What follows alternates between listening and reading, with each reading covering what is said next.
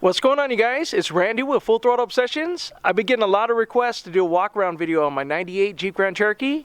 I have done a video like this in the past, but it's been quite a few years, so we're going to go ahead and do one today. We got an 11-inch lift on it with 36-inch super swampers. Well, flip that around. There we go. Before I get ahead of myself here, we'll go ahead and start with the front bumper. I made this bumper up probably about 8 or 9 years ago because I wanted to put a winch on it. We ended up going with a 8,000-pound Smittybilt. I think it's an X2O maybe? Yeah, X2O. And I went 1/4-inch plate here for the winch plate and the front of the bumper. I went thinner stuff. It's like 1/8 inch on the sides. Just was trying to save a little weight. I think in all I got about $100 in the bumper. The most money I had was for these D-ring mounts because I wanted to make sure that it looked good, presentable. I think it came out alright. It's definitely held up through the years. If I redid it, I'd probably at least go 3/16 on the sides because I got pushed into a trailer one time winching something up on that was broke on the trailer, and we kind of got a dent there. We got it out pretty good though. The front end is just a high pinion Dana 30. It's got 410s in it with it's got a soft locker in it. I think it's a Lock-Right. Now I just I'm gonna go bigger on the front end. And my old front end, if you guys remember, I bent the C's on it. So I had this housing. I ended up throwing it under here to run some mud bogs one day. But I kind of got I ended up breaking the steering too. So I got this factory setup kind of rigged on here. It's doing all right for right now, but I'm going to do a crossover steering setup when we do the bigger front end. Now I'm kind of tossing everything around. I want to do a hybrid 9-inch, but they're just so expensive. I don't know if I'm going to spend that kind of money. I got a Dana 50 sitting in the shed, so kind of tossing it up. I'm not sure if I want to go the 50 or not. It's just so heavy. I'll give you guys a little look here. Now they're 36-inch super swampers. Try to see the 36 by 13.5 by 15s.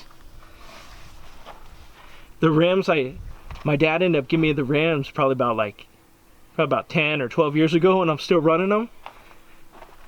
For the springs, they're 7-inch Iron Rock off-road springs with a 4-inch spacer. Now I didn't buy a 4-inch spacer. I had two 2-inch spacers from when I lifted it, when I originally lifted it. So I kind of put them together. Hey, it works. And then you can see the long arms. Now I made the long arms up.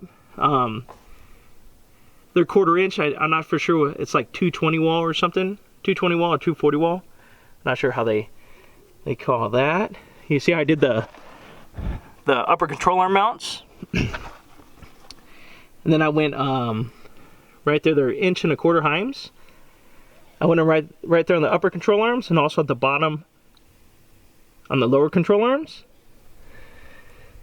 And then the transmission mount is actually out of a 85 Dodge Power Ram. And I'll show you why in a second. Well, I guess I should be on the other side. I'm not too sure how well you guys can see that. It's kind of shaded. And then of course we got long arms in the rear. And the long arms are all homemade. I did them myself with a Ford 9-inch in the rear.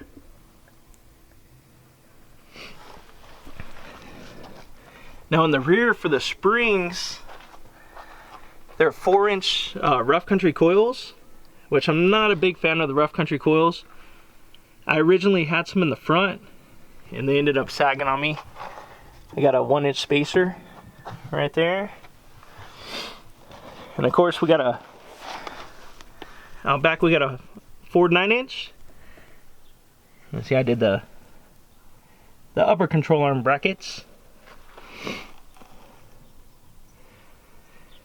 The 9-inch got 4 11s with the Detroit locker. And you see I had to, originally when I took the the brackets off the Dana 44A. I welded them on this rear end, but the track bar is at the very top and towards the rear, and the leverage ended up twisting the bracket and ripping it in the center.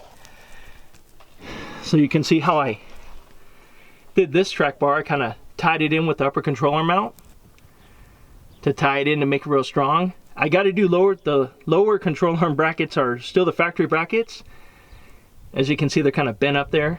I need to redo those. I'm going to do those at a either 3/16 or 1/4 inch plate. And of course we got a little bit of an axle seal leak back here. It started leaking after the last mud bogs we had.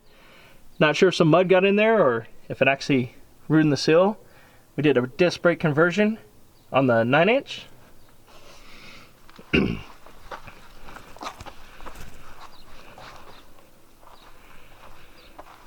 Now going to the inside, the reason why we're running that 85 Dodge Power Ram transmission bracket, well, you can see we're dirty. The Jeep is really dirty inside, man. That's from getting stuck and getting out and hooking up and getting back in. But you can see right there, we got a 4-speed with granny gear. Now this 4-speed came out of the 85 Dodge Power Ram, and it was a really short transmission, so you see how we came up in the dash right there, and I kind of cut all that stuff out. Kind of made it work. And I built the plate for where the automatic was. Look at this. The passenger side's pretty dang clean, totally clean. And you got my driver's side. Where I come from, the passenger is supposed to get out and hook up when you get stuck. I think I have the wrong passenger, you guys. But she stayed clean, so she was happy. Now I have to say, out of all the things done to this Jeep, I have to say I think the 4-speed was my favorite one. This thing has granny gear in low range. It's a beast, man. I love granny gear.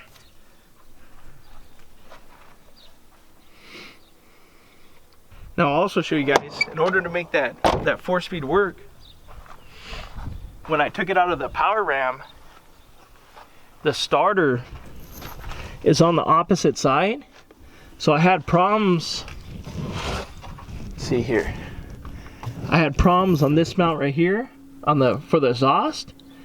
On the factory exhaust manifolds, it was coming down right at the top of the starter. So I actually had to use the exhaust manifolds off the 85 Power Ram and rerouted the exhaust, because the factory exhaust goes behind the oil pan and drops down real low. So we actually rerouted it and it came in the front of the oil pan, tucked it up nice and high, and shot straight back. It ended up working out really well. Because the factory exhaust, when I was only lifted like 3 to 4 inches, I was always smacking that thing because it came down real low. So I was getting kind of rocks and everything. I'm surprised it never actually broke it. See, I got full throttle apparel. And of course on the back, we got full throttle obsessions. My fiance made the decals for me. If you guys haven't already, please like, share, and subscribe.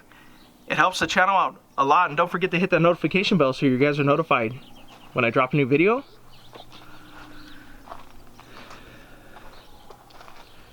Gonna show you guys the side here.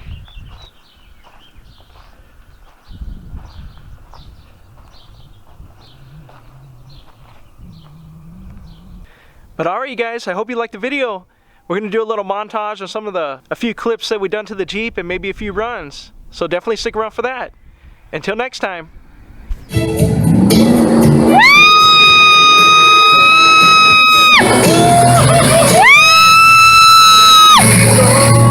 Walking down the street, someone lets a whistle out.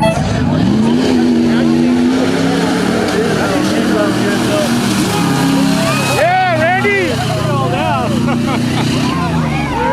That's right. Yeah, that was good, man.